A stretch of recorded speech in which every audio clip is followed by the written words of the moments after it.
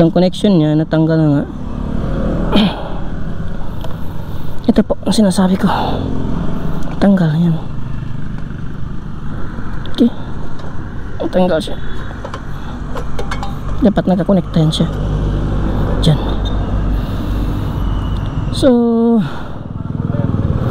kailangan natin ikabit ulit.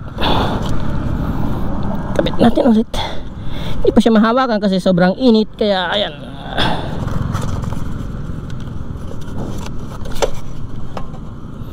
Ito po ang connection niya. Magkarugtong po sila. Yan.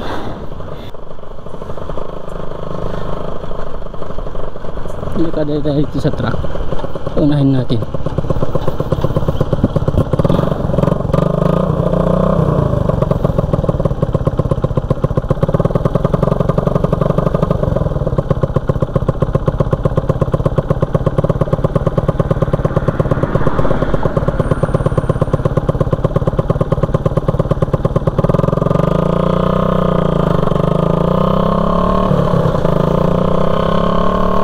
Parang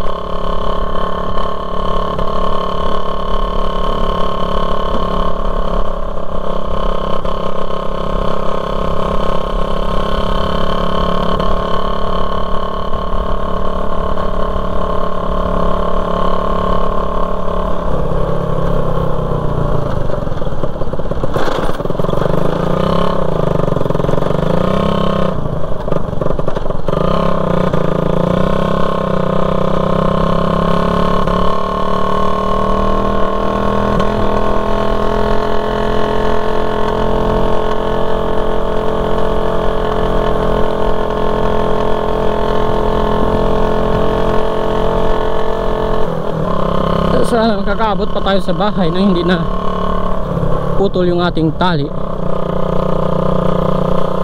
Kasi oras na naputol yung ating tali ay mahirapan na po tayong ano yun, makahanap ng pang tali.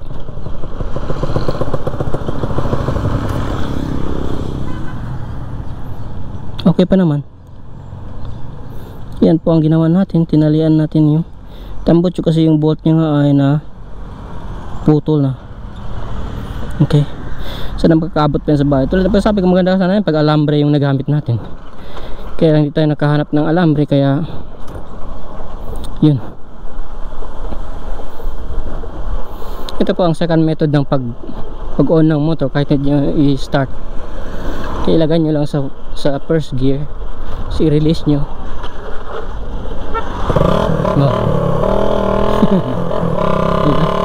Yun po yung dahan ng may clutch. Kung may clutch po yung inyong motor, tapos na stuck up kayo sa daan, kasi yung daan ay medyo pa-slide siya, okay, may slope na kaya bayan nyo lang, i-clutch nyo lang, okay, pindutin nyo lang yung clutch, tapos pagulong nyo lang sa kanya i-release, ma-on po yan yung makina.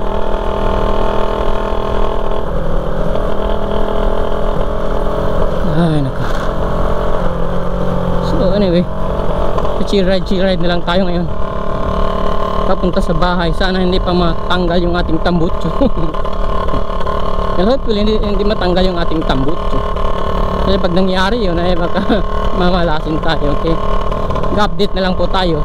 Hindi ko alam kung hanggang ilang episode to, pero mga ilang kilometer na po tayo. Okay, mga siguro mga lampas 7, mga 9 kilometers lang naabot natin kanina.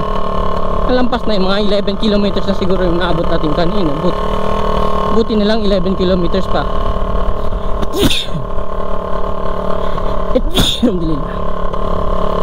Buti mga 11 kilometers pa ay na pansin na natin na natanggal yung tambutso. Kung medyo nakalayo-layo tayo doon tapos natanggal yung tambutso ay baka hindi na natin namalayan na wala na palang tambutso ng ating motor. Kaya eto,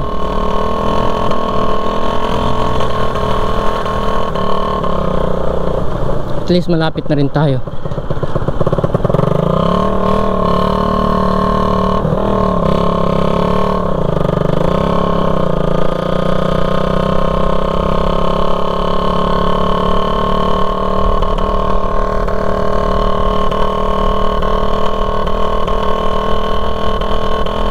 Nagtataka po yung mga tao kung bakit ang ingay-ingay ng tambutso. Tambutso yung ingay kundi sa connection mismo. So ito po ay 4 lane na dito. Okay, parang complete na. 4 lane na. Karamihan po dito ay 4 lane na itong super highway. Pero yung iba ay ginagawa pa. So sana nga, okay, sana hindi madagdagan yung malas natin.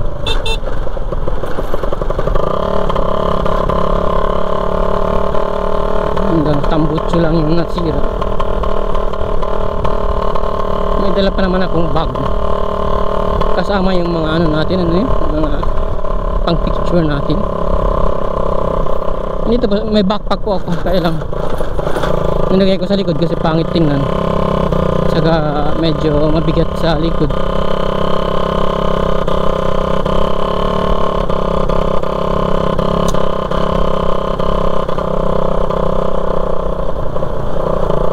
Bumuburot-burot na yung ating makina kasi hindi na nakakonekta yung tambutso natin. May butas-butas na yung tambutso. May malapit na rin tayo sa bahay anyway. Siguro mga 3 kilometers na lang yung layo. Sa bahay na rin tayo. So yun, at least survive pa rin naman yung motor. Sana mag-survive talaga papunta sa bahay. So wala nga tayong alambre pang tali. Next time po maglalakad ako.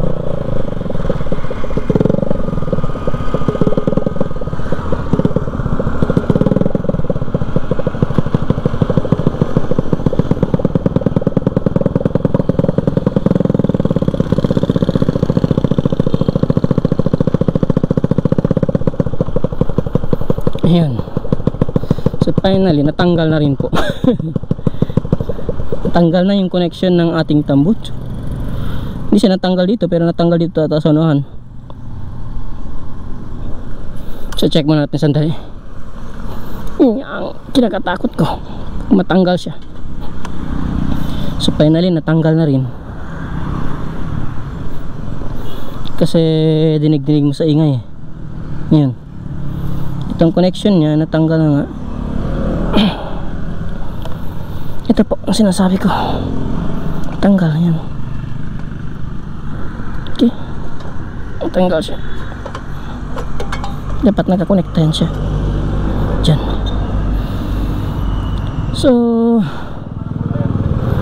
kailangan natin kabit ulit. Kabit natin ulit. Hindi pa siya mahawakan kasi sobrang init. Kaya ayan.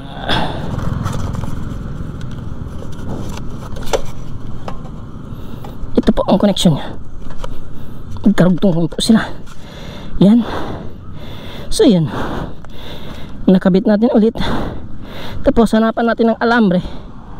Oh, ito. Parang sinuwerte rin tayo dito eh. Naghahanap tayo ng alambre kanina pa. Naghahanap din tayo ng alambre, di ba? Ang bait ng Diyos, di ba? Binigyan tayo ng alambre ng Diyos. So hindi po masama yung Diyos sa atin. May chicks na dumaan. So yun, medyo safe tayo sa ngayon. Okay. Marami palang alambre dito.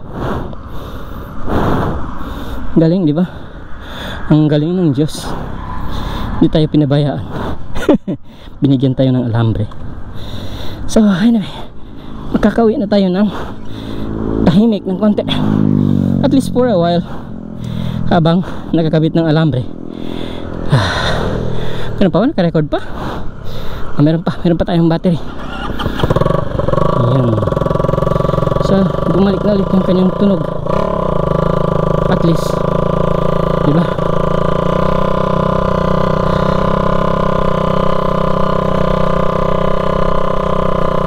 So pwede natin pagpatuloy. Okay. Medyo mainit pa po yung araw.